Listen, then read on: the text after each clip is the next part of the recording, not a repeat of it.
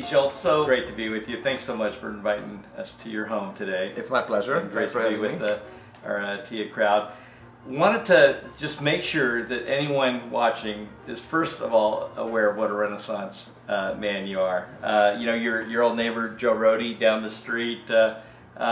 People kind of know the global trekker, traveler, and we're going to get into that. But I understand you spent your first 2 decades in Eastern Europe, and musician, professional athlete, actor. Tell us about where your roots are from. Well, I mean, I was born in Hungary. I basically grew up in Budapest, which is the capital.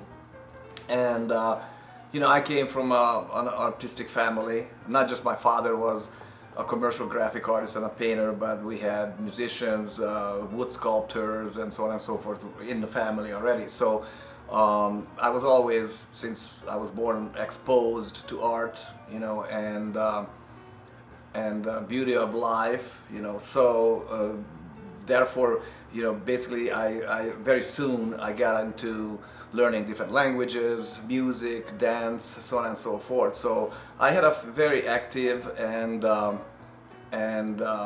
colorful childhood growing up in Hungary, and I'm very proud of that. I'm very proud of being a Hungarian origin. So I still cherish my culture as much as I can, which is not easy to do when you're abroad, but try to keep the traditions and try to keep the language and honor whatever I brought with me from my home country. So yeah, I got into acting, and I had the opportunity to play in a movie.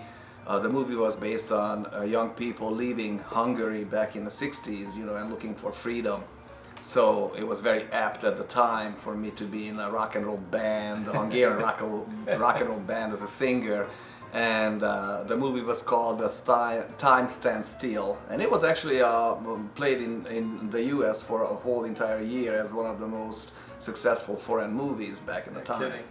Yeah, look for that on YouTube. Time Stands Still. Time Stands Awesome. Still, yeah. Peter Goddard was the director.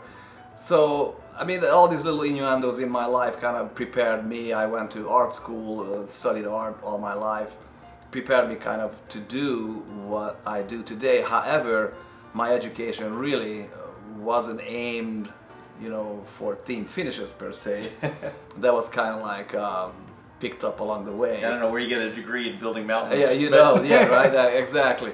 So it was interesting because when we left Hungary, you know, I was young, and one day it just hit me I just wanted to be free, you know. And in my family, my father particularly, they were very interested, but most people in Europe actually at that time were very interested in Native American culture. You know, we read a lot of books about Native Americans, we watched a lot of Native American movies, which back in Europe, Eastern Germany, and even Yugoslavia actually did a lot of Native American focused movies, which was interesting because when I was growing up, the Native Americans were the heroes, not like in Hollywood, right? So it was just the opposite. So that whole thing kind of cultivated an appreciation and an interest in Native American culture. So I really wanted to be a little bit more involved and more supporting, if you will, even when I was young. So that was one of the main driving forces for me to come to America, really.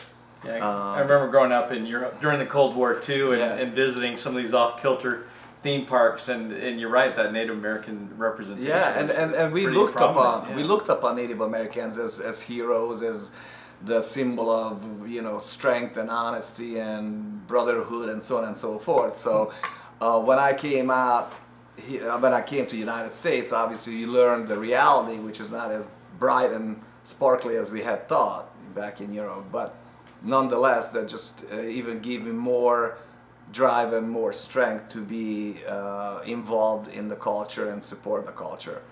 And that really came to a fruition where when I had the opportunity to be in charge of the Tree of Life, which is the centerpiece for Animal Kingdom, while I was putting the team together, which was one of the first really international teams, you know, even within the Disney company.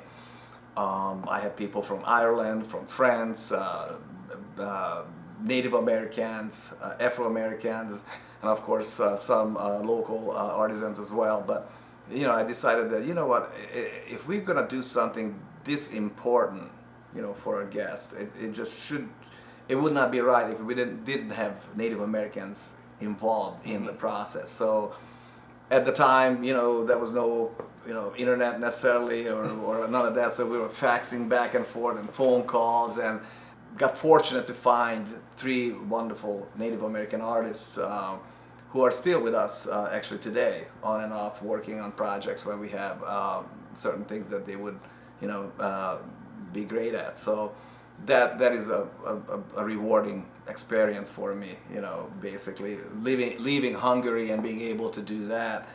Was that what was it that brought you to America? Was that the tether, the pretty much, and the fact, the freedom, I just, during the communism, you realize with an artistic mind and soul, it's like, this is just not, I'm not gonna be happy here, which was, imagine, it was a huge decision being 23 years old. Wow. And deciding that, okay, I'm going, so with my ex-wife, we married in Hungary and we left together. So we came out here and created a family, and we have 2 children. Now I have 4 with my my second Beautiful wife. bride. Yes, and we share our families.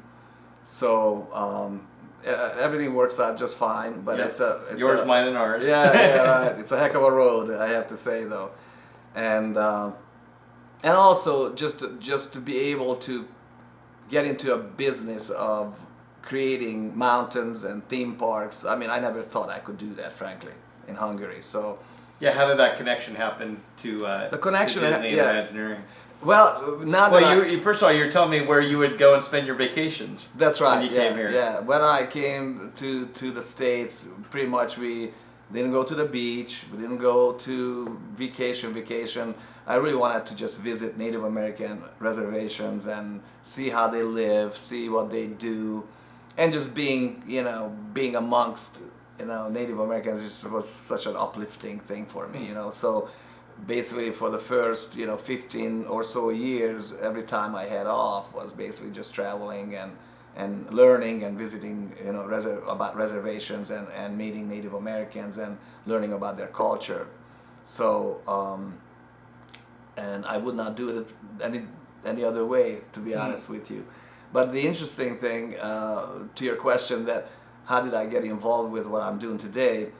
Now that I think back, I remember we had to stay in Paris before we, after I basically left Hungary as a political refugee. Basically, we had to stay in Paris to wait for the paperwork to work out and all that. And there was a subway station. We were going down the stairs, and this big poster that Disney's coming to Paris. I mean, to France.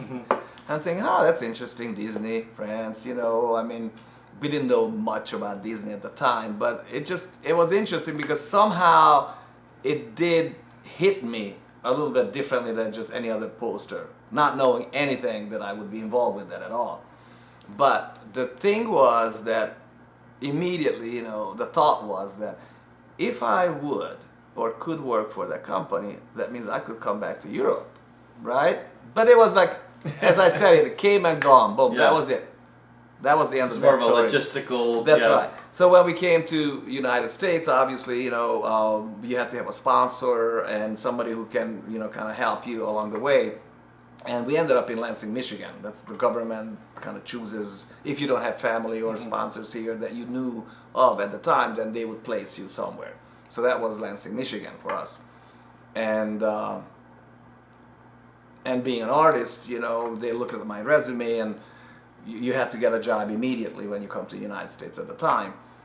And they had this putt-putt golf course happening in East Lansing, and it was snowy, it was just cold, miserable, and they took us, it was called the Refugee Services. It was like a government, service to help refugees to get established and so on and so forth. So they took me out to that site, and it was covered with snow. They didn't know what it was. I didn't know what it was. I just saw this stuff, you know, covered with snow, and they said, oh well, we don't know, it might be a theater or whatever, but you know, we need to meet the guy who's doing it, which I did. So I had an interview with the guy, and I got hired to build a putt-putt golf course. No kidding. Now, he had this Disney dream. He really wanted to work with Disney at one point.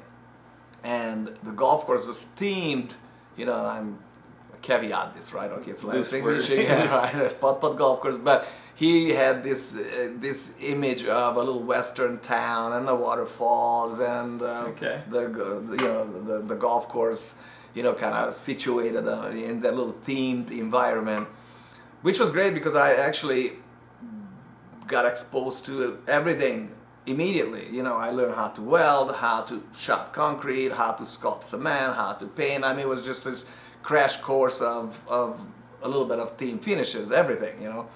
So then we moved basically down to Florida because he really wanted to get with Disney. And to make the long story short, I ended up basically having an interview with Disney. He went on his own way, and then I ended up working on Typhoon Lagoon. That was my first job, actually, which is from a putt-putt golf course to Typhoon Lagoon, the first themed water park. Wow. Yes, yeah. So that was my first Disney, you know, project, Disney job.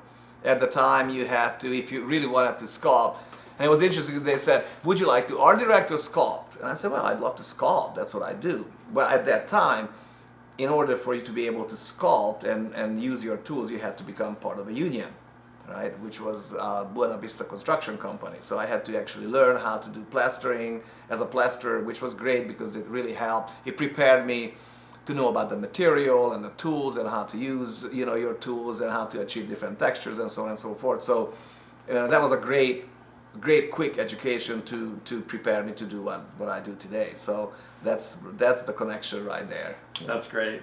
Can you spend a little time actually spelling out your art form? You know, I mean, because we all know Disney Imagineering, the themed entertainment world, has such a motley crew of diverse disciplines, from artists and architects. Absolutely. I mean, you know, in Imagineering we have somewhere around 170 different disciplines working together. So that's quite a complex. From poets to accountants. Musicians, exactly, everything you can think of, right? Engineers, architects, landscape architects, you name it.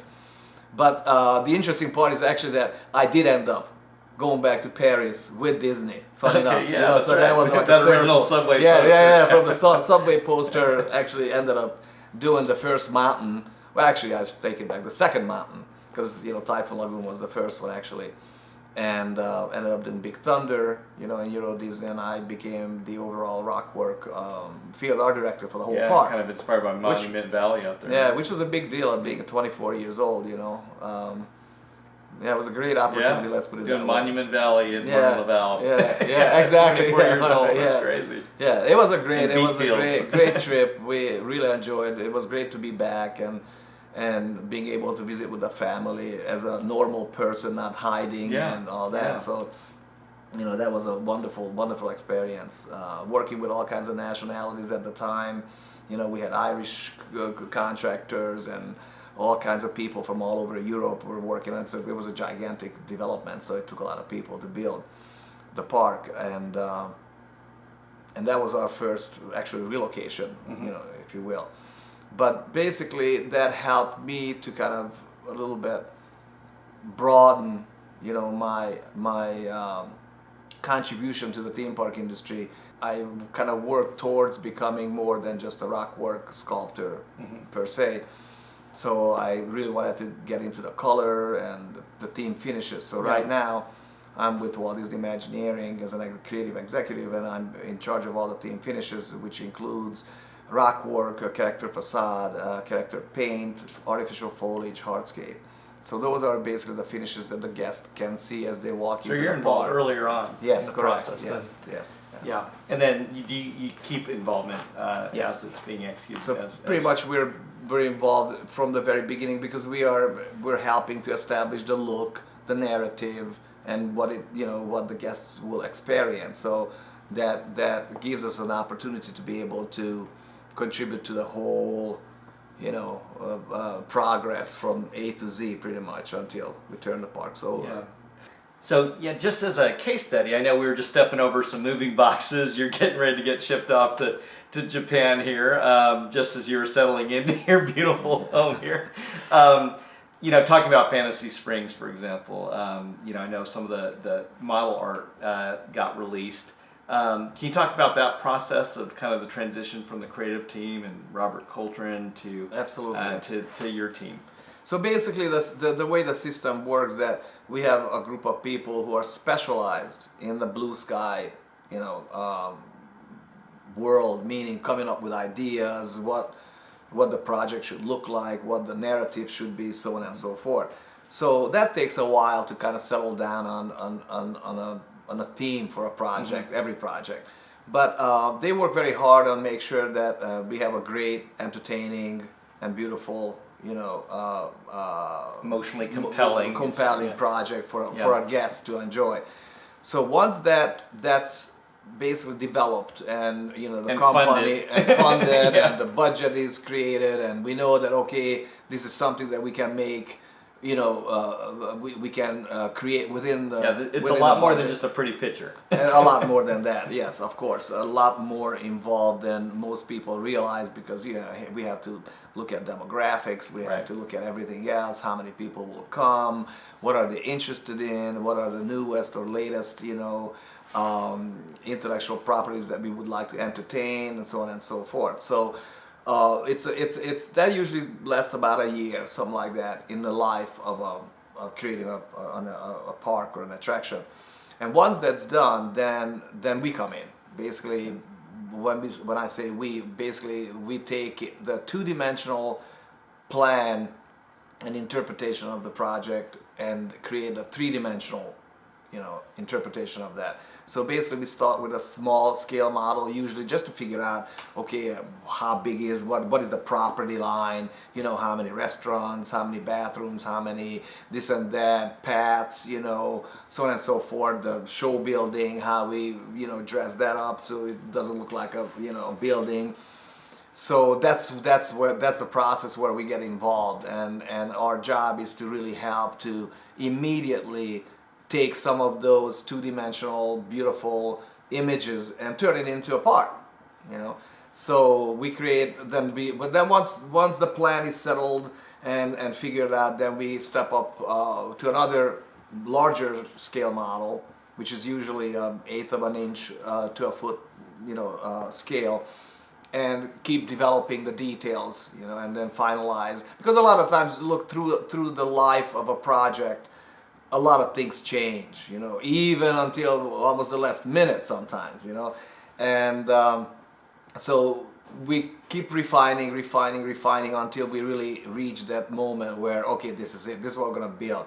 And that's when we create a 1/2 inch to a foot scale model, and that's where we actually figure out the color, the neighborhoods, the color scheme, the textures, the, you know, everything. Basically everything is detailed on that model that we're going to build. And it becomes usually basically a contract document, so the vendors, the general contractors know, okay, this is what I'm supposed to be doing. So it's a very helpful tool, not just creatively, but logistically as well. Fascinating. Well, I got to tell you, years ago I had a chance to collaborate with Tony Baxter, John Stone on, you know, relieving their guilt for taking out Captain Hook's pirate ship of Fantasyland and not being able to bring it back. So we did the Neverland pool at the Disneyland Hotel, and with zero budget. So personally, we had live planting material, mist, but I can't wait to visit your version of Neverland and the Misty Mountain. I don't know how you're going to pull off those clouds, but I'll leave that up to you.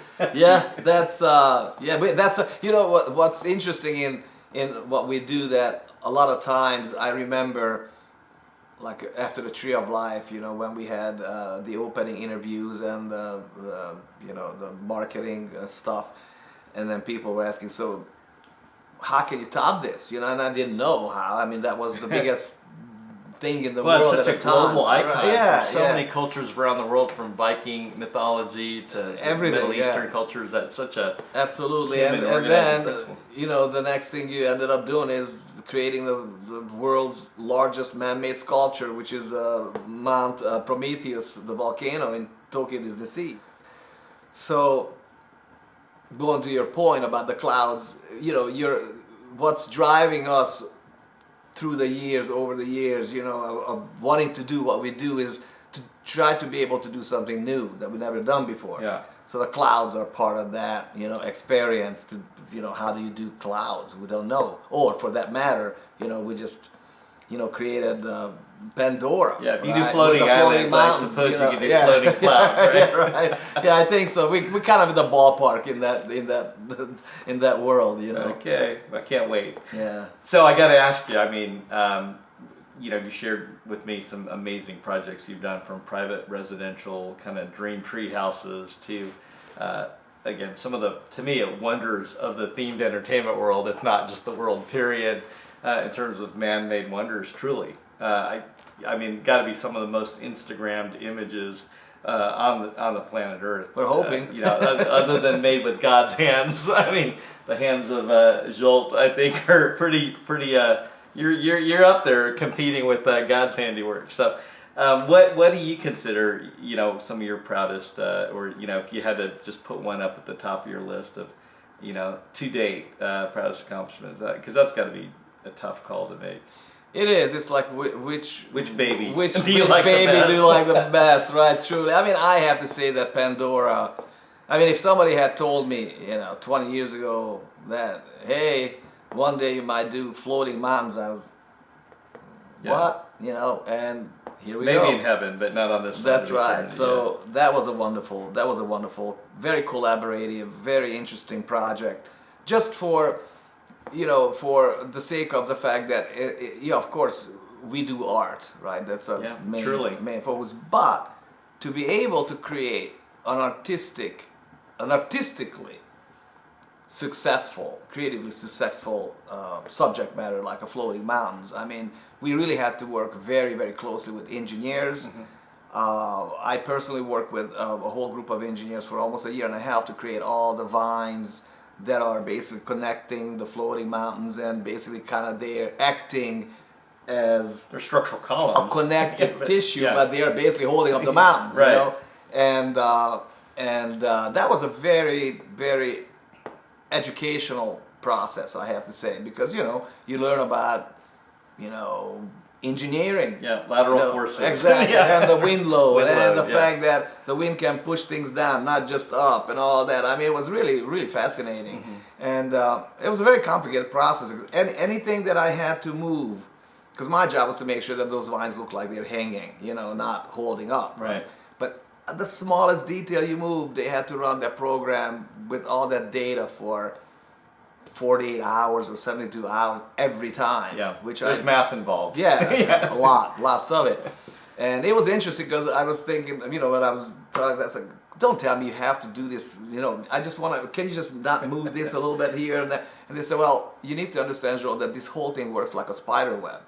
You can't just take one thread, you pull on one thread, and the whole entire thing reacts to that. I said, okay, now that makes sense. So that was a very very fun thing to do, actually working with a bunch of engineers to create something beautiful. Wow. Great collaborative effort. Now, we're talking to Doris Woodward, and she actually did the Imagineering stint, starting at Epcot, and then left to do her own company with her ex-husband, and then came back to Imagineering. I know you had your own company for about a decade there, right? Yes. Was that between DisneySeas? Yes, after DisneySeas, everything kind of ran dry, the industry worldwide, so there was not a lot of things to do, frankly, in a theme park business. So I decided, I'm just going to start my own company, which I did.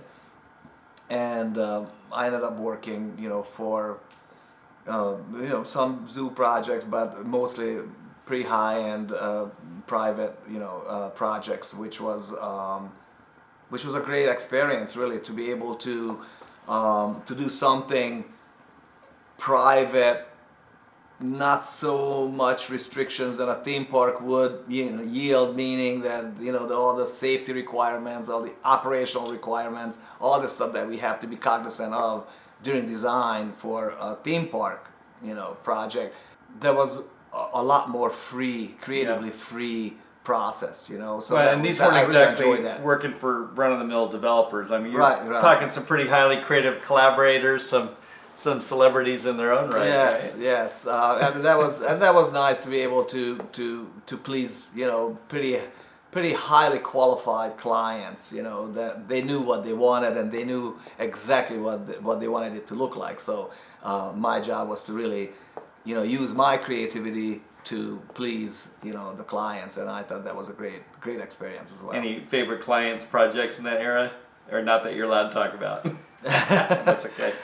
How about any lessons learned in terms of that outside consulting, where, you know, kind of leaving the Disney bubble for that decade?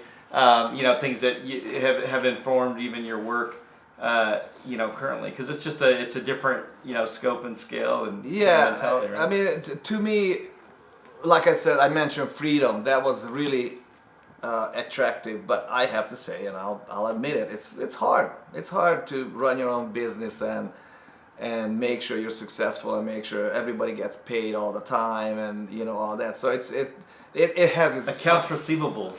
Yeah, right. What a concept. Invoices. A lot of people take that for granted, right, when you're working as part of that. I did enjoy it. I have to say, I did enjoy doing that. But it's definitely a demanding way of life. I mean, I don't think I had a day off for 10 years, pretty much, wow. Because you can't. I mean, you gotta make sure that your employees are paid, you get the next job, you know, you're focusing on the one that's going on, so on and so forth. So that was not a lot of time off, actually, at all. I hear you. I kind of feel like, you know, the burden of at I'm least sure you know 100 plus families that we've got to keep fed, you know. It's like exactly. No small deal, you know, but you wish you could just play in the sandbox all the time. But, well, I want to ask you, you know, kind of something I know is near and dear to you. You know, there's a big road from being an individual contributor, working at a putt-putt golf course, to really needing to build literally mountain building armies, right? To multiply yourself, to develop talent. Absolutely. And to really kind of incubate talent from really around the world. And just like even you're getting ready to do in Japan, needing to do that over and over again. That just boggles the mind. How do you pull that off? Well, I mean, first of all, to your point, you know, one person is only one person. But at working on these scales, you know, that we're doing mountains and theme parks and attractions, sometimes multiple attractions, it takes a lot of people. So thinking back, you know, working on Disneyland Paris, that was the first exposure to other talented folks as well. And ironically, even today we work together, almost the same exact group that we met, you know, in 20-some plus years or age, you know, and we're still like a family working everywhere around the world, you know. And that's a huge plus. That's something that I really appreciated all along, and I always paid a lot of attention to the team that I work with. Because I think if the team is happy, the work is better. That's just the way I think. And if you appreciate the people you work with, you know, on a daily basis, then it does pay off, because you create a community that you know what to expect from each other, you know how to pitch in to make sure that we can, you know, jump over, you know, obstacles that otherwise you couldn't. So that's a very important aspect, I think, of what we do, and working, you know, globally. You know, we have to, of course, work in different countries, and although Disney has the ability and the willingness to basically move people to their locations where the park is being built, at the same time we have to do and make a lot of effort to develop local talent as well, whether it's China or Europe or Hong Kong or Japan, so on and so forth. So by doing that, we do actually develop an amazing group of talented people that are very unique in the world, because like we mentioned before, there's really no schooling for this, what we do. So it's you learn it on the street, let's just put it that way, right?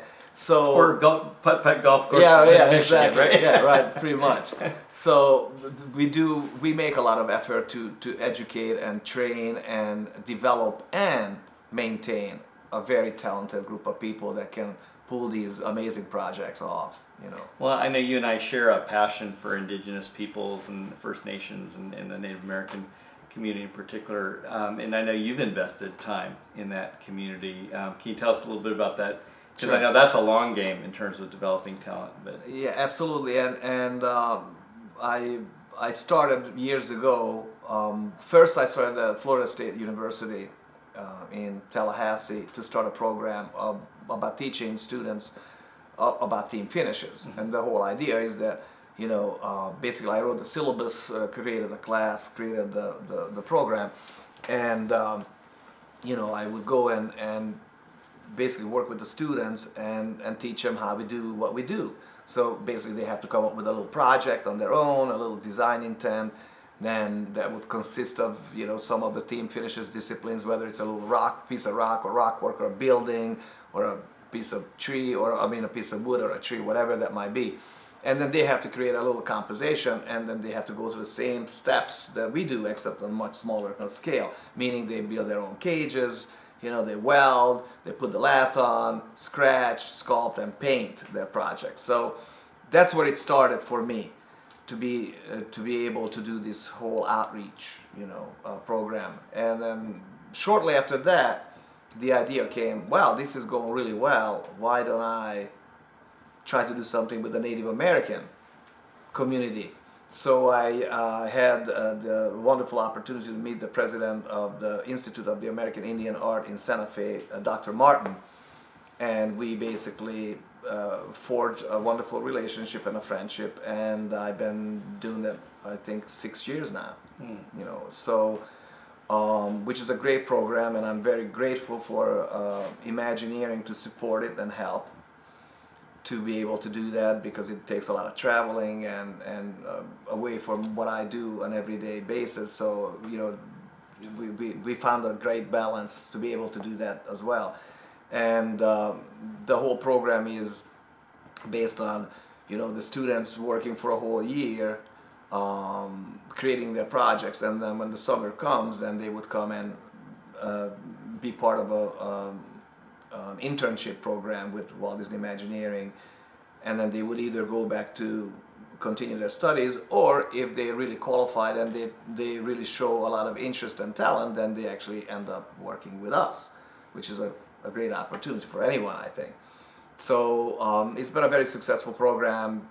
I think as of today, I had like 30 or 40 students, you know, all together coming and working with us during the summer and going back to continue their studies or stay with us. So at the time, it was very fortunate because we had Avatar going on, so they could come and be part of that project. Imagine how cool that is.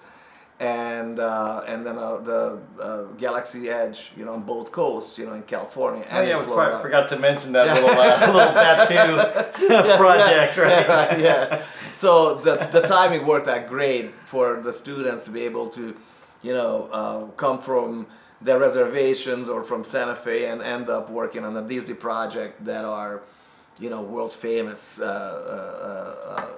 subject matters, you know. So that I think that's a really cool thing to be able to do, yeah.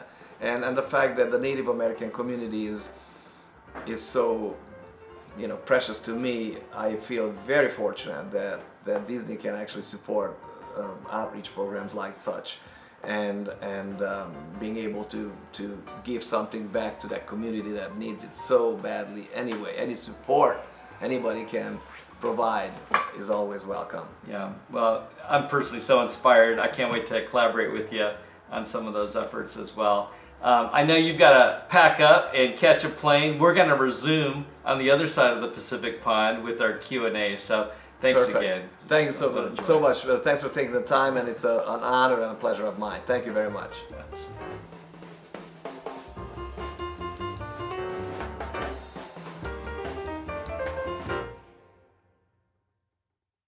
Well, hello again.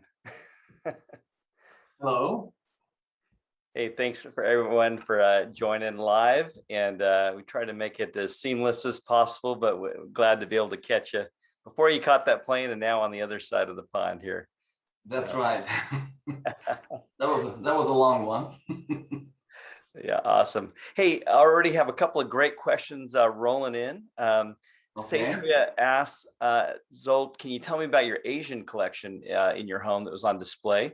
As an Indonesian myself, I spotted some wayang and I got quite excited. What projects have you done that were influenced by Asian culture? Well, actually, the artifacts are through my travels. You know, I had a great opportunity to travel with one of the best people you can travel with, Joe Rody, you know, who knows the world more than anybody else. So we went to Mongolia together, and then we went to Bhutan together a couple of years ago. So some of the artifacts that you've seen are from those countries. And of course, some of them, you know, from Indonesia, like you mentioned. We went to Sulawesi one time and Bali for a research trip. So some of the artifacts are from there. Yeah, any influences from those Asian travels specifically on any of your? Of course, Animal Kingdom has, of course, a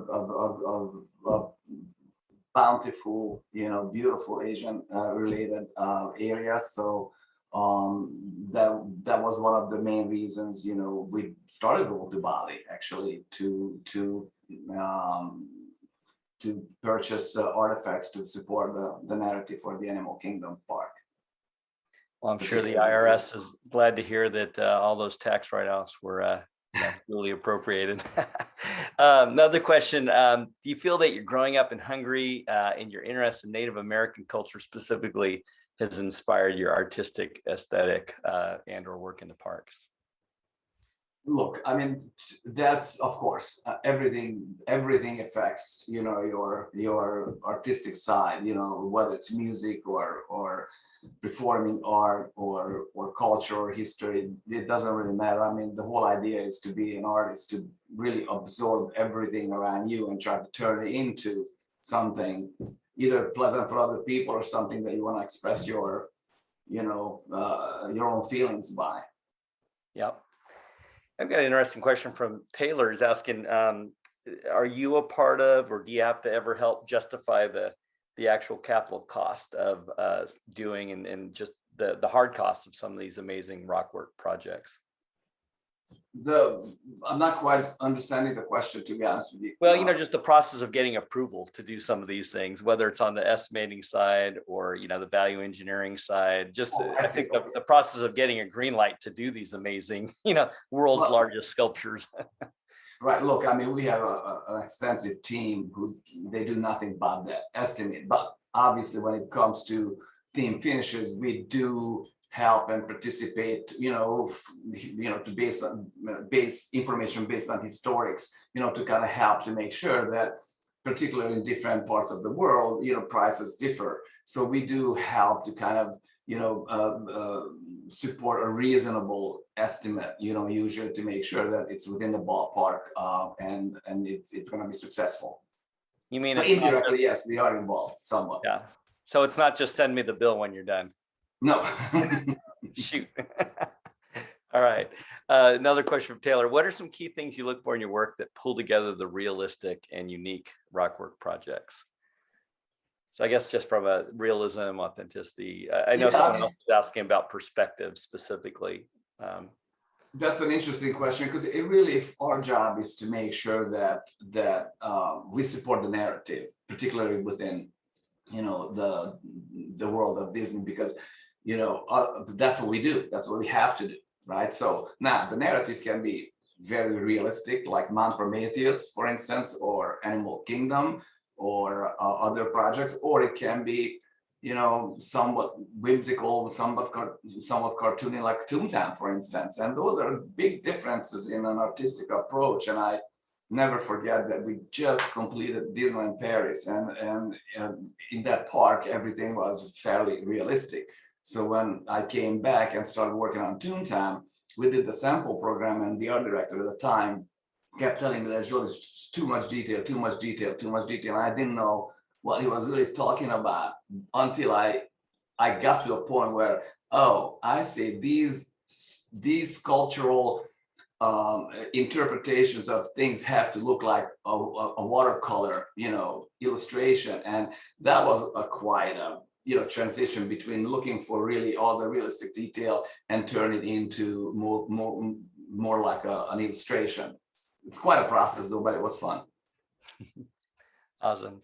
Well, we've got Cassandra asking, what advice would you give to someone who wants to enter the industry? Don't say no. That's good. It's not easy, but frankly, it's just I would just encourage everybody to take every opportunity you can and try to make the most of it. Don't get tired, don't get frustrated. It can be very frustrating and tiring, but I mean that's the idea, to be able to push through sometimes when you feel like, oh man, I can't do that, and then the success will follow. But there's a lot of rewards, a lot of challenges, but be innovative and really just try to go the extra mile. That's what comes to my mind. Eliza's asking, how long does it typically take to prepare before the actual building begins in a project? Of course, it depends on the size, but usually about 2 to 3 years of blue sky and planning, and kind of figure out layouts, and like I explained during the interview, to bring it to a point where everything works together from all the different perspectives. And then the construction usually takes about a couple of years, year and a half to a couple of years, depending. Great. Hey, our very own Courtney Day, who, by the way, is a rock star in terms of keeping all of us organized and getting this whole thing pulled off, the project management mindset. She's asking, which project have you worked on, either from Disney to Putt or otherwise, was the most challenging? The most challenging. Well, brain damage. All a little bit challenging, but I mean, to me, you have two things. You have the creative challenge. I mean, to me, really, the Pandora with the floating mountains was the most like, wow, how do we really do that? So creatively, that was to me very challenging. But besides that, it's really, when you work in the heat, you work out in the weather and the elements. I mean, that just adds, depending on which part of the world you are in, So, I mean, it depends which way you want to kind of look at it, really. Yeah. Hey, the legendary Chris Runko said, Zsolt, great to see you. And congratulations on all the great projects. He wanted to ask you about one of our colleagues, the late Parker Boyett Jr. Boyett, yes. Yeah, yes. We worked on him on Grizzly Peak at DCA, and his work on the Tree of Life, a terrific Native American artist. Can you talk about that? Yeah, actually, Parker was one out of the 3 artisans that joined the Tree of Life, and as you mentioned, he had passed away, unfortunately, a few years ago. He was from the Kiowa tribe, a very hardworking, very talented artist. And, when I said they're still with us, he is always with us in spirit too. So, but we were very fortunate and honored to be able to have Parker work with us. He was truly a one-of-a-kind person, a fun guy to be with and be around, and one of the hardest working ones, by the way. So thanks for asking about him. Yeah. Alessandra, one of our next gen members, is asking, if I were to make a small model involving Rockwork, what materials would be best to use? Any specific types of clay? What I love is the diversity of the questions, from trying to get industry, small scale, big picture. Well, I mean, basically what we do in Imagineering, we use a foam, a urethane foam. We usually use 4-pound foam, but you can really use clay or other, versions. I mean, other options too. But I mean, the foam is the easiest to kind of manipulate, and easy to kind of, even if you break something, you can glue it back. So that's what I would suggest if you can put your hands on a 4-pound. Yellow, it's a yellow colored, 4-pound urethane foam. Yep, I would second that, given the skill sets we look for. Dave is asking, what do you do when you're not creating art? I.e., what do you do to relax? I like to play music. I like to hike when there's time for that. I like nature. And I do have a lot of hobbies, actually. You know, I enjoy origami. I enjoy, like I said, playing music. I enjoy bicycling. So really the question is, what do I have the time for, to be honest with you? Because that's the biggest challenge usually, to have the time. Awesome. Kimberly's asking, you discussed the programs that you've led for students. What's the best way to get involved in learning new disciplines like theme finishes for students coming from a place with little to no experience? Common thread. People want to play in your sandbox, my friend. Yeah, that's why.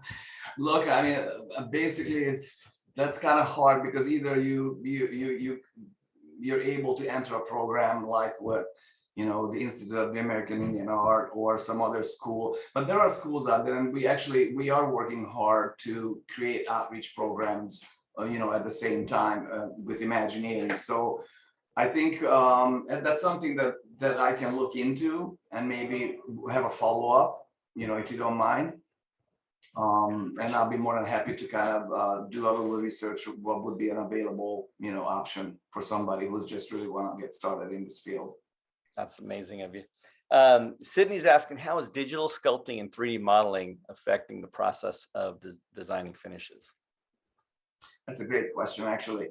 It is becoming more and more a part of what we do. You know, the 3D printing is a very convenient thing to do because you can immediately put it in a 3D, you know, from the digital data, the digital format, and then see it right away in your hand, and you can move it around. The digital sculpting is something, to be honest with you, I'm just getting very interested in. It's a new language we need to learn. It's really difficult to kind of, you know, leave, you know, the decades old or hundreds of years old, you know, traditional techniques behind. So it's really, it's going to be an overlap, I think, for quite a while, to be honest with you. But we're definitely interested in it, and we're pursuing, you know, the different options and how that can be applied to what we do. Great. I feel like we keep zooming out and zooming back up and zooming in, but we've got a kind of a high level one from Bradley. Is it worth it to be an Imagineer? Are there constraints that you mentioned working there versus working for yourself or for another company? Of course, it's a wonderful place to be. I couldn't be any more happy. It's almost like you become a different person once you work for the company. What I meant by constraints is because we have to please so many people. Imagine that we have, you know, tens and thousands of people coming. We have all kinds of people with different abilities or disabilities, and we have to make sure that they can have fun too. So you have to design things with, you know, with a lot of sensitivity, you know, in mind. So therefore, and not just that, but basically operational needs. You know, we got to make sure that people can feed, you know, themselves, make sure they can, you know, cool down, make sure, you know, they can shop, so on and so forth. So, I mean, those elements of just basically driving a lot of the thinking and a lot of the design that you have to put into a theme park versus to a private residence where you really basically mostly all you need to worry about is the client and their needs, you know. So that's a big difference there. Yeah, I've got a budding artist, and I tell her, if you want to design for yourself and be a fine artist, great. If you want to, you know, if you're open to designing for others, that's a whole another art form. And that's true. Yeah, absolutely true. Yes. You know, Matthew, like I'm sure others are just fascinated with your backstory and history. And he's asking, what year specifically did you leave Hungary, and where did you go again right after Hungary? Well, actually, it was 1987. You know, April when we left, and we went directly to Paris because I, you know, spoke French, so I figured that would be, you know, kind of helpful to be in a place where you can actually speak the language. So that's why we went there. And yeah, it kind of turned out because sometimes the waiting time to be able to get you know, paperwork done, particularly at the time, you know, when I left, when you were a political refugee, it took sometimes a couple of years even, but we got pretty fortunate, and the turnaround time was fairly fast. So we ended up actually coming to the States, I think 6 months after that. That's great. Let's see, a little more of a technical question again. When you're dealing with a fairly realistic theme or effect that you're aiming for, does Rockwork have to be from concrete, or do you ever incorporate real natural products or materials? Well, I mean, mostly, it's cement that we're using, and the reason for that really is because of the durability, and we're trying to use construction materials that will last for a long, long time. Do we incorporate natural materials? Yes, sometimes we do. Sometimes we incorporate, driftwood or real boulders, that kind of stuff. But once again, it has to be treated. We have to make sure that it lasts for a long, long time. Right. How often, as far as just using them for making forms, for example, is that something that you use? Absolutely. We usually actually take molds of different wood textures, and we apply that into the wet cement, and then we keep rendering it after that to enhance it. So yes, we do use natural textures, take molds off of that, and then use it as a pattern, as a base pattern that we further develop throughout the sculpting process. That's great. Eliza's asking, what's the hardest part of your job? The hardest part,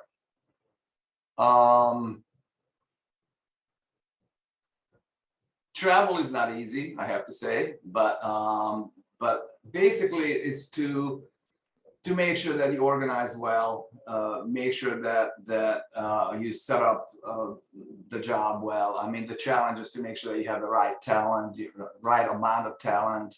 That's very important, because without that, as I explained, it's impossible to do what we do. So to make sure that you always have the right aptitude of the team, it's very important. And after that, once you develop a great team, then everything kind of falls in place. Got an interesting question. How often does environmental graphics and wayfinding play a role in your Rockwork projects? Well, I mean, in a park, all those elements are very important. Do they interact a lot with Rockwork and graphics? Not so much, to be honest with you, but graphics is a very important part of the theme park design. So if you're a graphic artist, and that's why you're asking the question, yes, there's plenty of opportunities to practice your art. Yes. Well, I would say if you put a floating mountain above someone's head or in front of them, that's a pretty effective wayfinding. Yeah. So I would say you don't really need signs if you got a mountain dangling. Great job. Let's see. This is one that I really resonate with. Just kind of big picture, in terms of working with some of the indigenous artists, specifically Native Americans. How has that just big picture shaped how you've designed, or your approach to design, philosophically, functionally? It's more like a participation, the more like working, having a team, that's very inclusive, and having all these nationalities working together, which is a really unique, a unique opportunity and a unique honor, to be honest with you, because we have, just within the team finishes, I think, sometimes depending upon where we're working, we're looking at maybe 18, 20 different nationalities working together. So it's a really, really eclectic team, and the fact that the Native Americans are part of that, it just makes it that much richer, really. Awesome. Well, I'm going to give people a chance to ask a few more questions, or one more question, but before they do that, I can't believe, I'm shocked that no one's asked about fashion, earrings, just things that Joe Rohde, it's specifically, it's not on camera now, but those amazing boots that you were wearing, hanging out in your fireplace. What was the story on those? Those were pretty cool. The boots? Oh, well. You even remember which ones you were wearing? Yes, I do. Actually, Joe came over one day, and I said, cool boots. And he says, well, they're a little small. You want them? I said, yeah. So he took them off and then gave him a pair of slippers. He went home with the slippers and left the boots. So I'm still cherishing them ever since. You remember where they were from? Or Turkey. They're from Turkey. Turkey, no kidding. He bought them in Turkey. Awesome. Well, Zsolt, thanks again. Thanks for all the participants. We had an amazing turnout, and you know, you don't meet a mountain builder, someone that sculpts a story every day, and for your generosity of time. We really just appreciate you as not only a TM master, but as a mentor for so many people historically over the years. And I've shared this with you. You know, our Storyland team, you are just such a hero to so many of the members, specifically on the specialty fabrication side, that quite often doesn't quite get the same level of FaceTime, glory, press, PR, but you know, it's not every day that you get to hang with a rock star. So thanks again so much, and thanks for helping to put it all together, Mel. Thank you and your team and everybody who was involved. Appreciate the opportunity, and hopefully we can do this you know, sometimes again in the future. And I wish everybody a safe upcoming, you know, weekend, and take good care. Thanks for having me. Thanks, everybody.